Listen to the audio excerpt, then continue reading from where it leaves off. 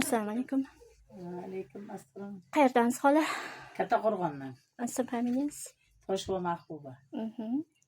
Qanaqa masala bo'yicha kelgansiz? Mana shu navoramni ichim og'ridi, anaqa qildi degani ichidan tejab olib keldim. Nevarangiz ism familiyasi necha yoshda? Habibullayev So'hrobbek. Necha yosh? 7 yosh. Siz qayerga keldilaringiz? Ha? Qayerga keldilaringiz? Ishtixonga Baxtiyor ota klinikasiga olib keldim. Qanday davolashdi? Yaxshi, Xudoga shukr. Yaxshi, marka tushirib berdi qutini. Nimalar bilan davoladi? Endi ana giyohlardan ichirdi.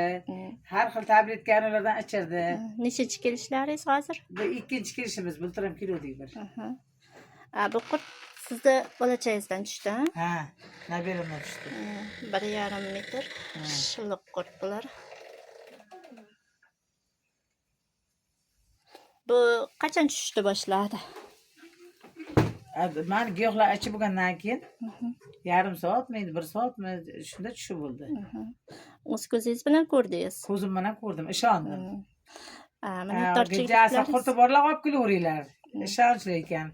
Minnatdorchilik bildiramiz biz bularga. Rahmat. Bolangiz ahvoli qanday hozir? Yaxshi.